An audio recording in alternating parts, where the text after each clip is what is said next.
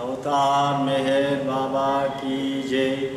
నా పేరు వై మెహర్ కుమార్, విజయవాడ మాణిక్యరావు గారి అబ్బాయిని.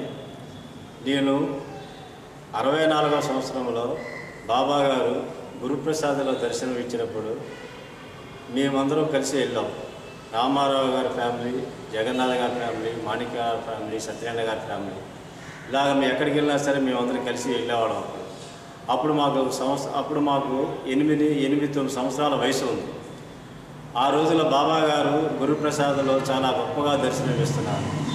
ఆ రోజున బాబా గారు అంటే ఏంటో మాకు తెలియదు, చిన్న పిల్లవాళ్ళం.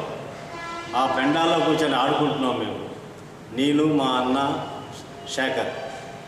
కానీ అంత జరిగినా కూడా మాకు ఏంటో ఆ రోజు మాకేం తెలియదు.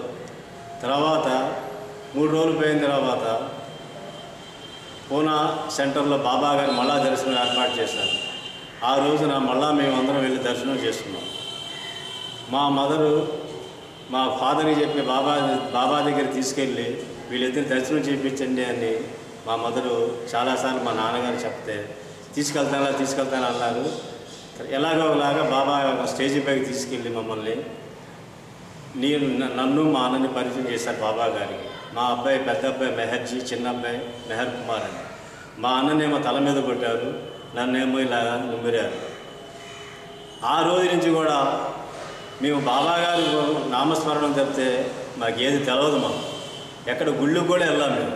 ఆ రోజు నుంచి బాబా బాబా బాబా అంటూనే బాబాలోనే మేము తిరుగుతూనే ఉన్నాము.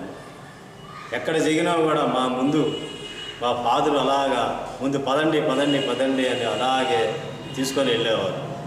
తర్వాత 1969వ సంవత్సరం బాబా గారి శరీరం చాలించారు. ఆ రోజున రామ్మోహన్ గారి ఇంట్లో బాబా యొక్క జన్మదినోత్సవాలు జరుగుతున్నాయి.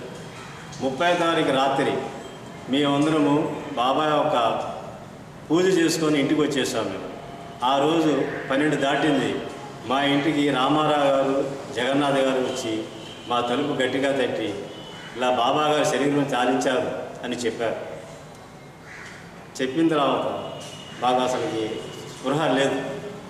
సరే అలాగే అర్ధరాత్రి పూట మేము అందరం కలిసి బాబా రామ్మోహన్ రావు గారి ఇంటికి వెళ్ళాం.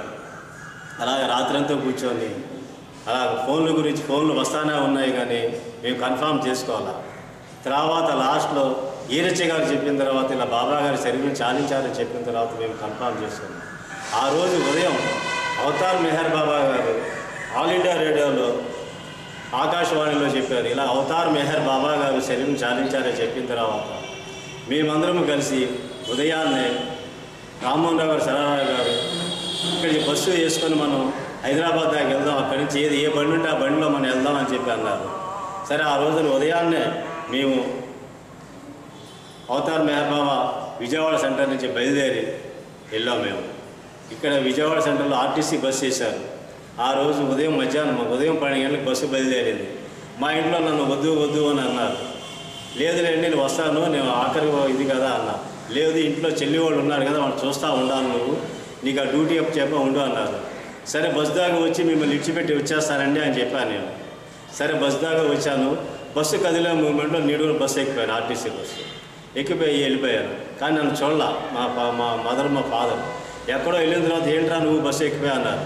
ఎక్కిపోయాను అంతే, నాకు రావనిపించి వచ్చేసాను. అదే బట్టలు కూడా లేవు, ఒక ప్యాంట్ షర్ట్ మీద అలా వెళ్ళిపోయాం. బాబా సమాధి దగ్గరికి వెళ్ళాను. బాబా సమాధి దర్శనం చేసుకున్నాము. 3 రోజులు ఉన్నాము, మళ్ళీ తిరిగి వచ్చేసాము. ఆ రోజు ఈ రోజు వరకు అవతార్ మెహర్ బాబా అంటే దృఢమైన నమ్మకం. మెహర్ బాబా గారు భగవంతుడు. ఆ నమ్మకంతోనే మేము ముందుకు వెళ్తున్నాము. ముందుకు ఏ పని అయినా సరే బాబా అంటే పని మొదలు పెట్టుకుంటా. కష్టమైన నష్టమైన ఎంత బాధలు వచ్చినా సరే, ఎంత ఇది వచ్చినా సరే ఆ బాబాని మనస్ఫూర్తిగా స్మరిస్తూ బాబా నామం చేసుకుంటానే నేను బయలుదేరి వెళ్తాను. అవతార్ మెహర్ బాబా కీ జై.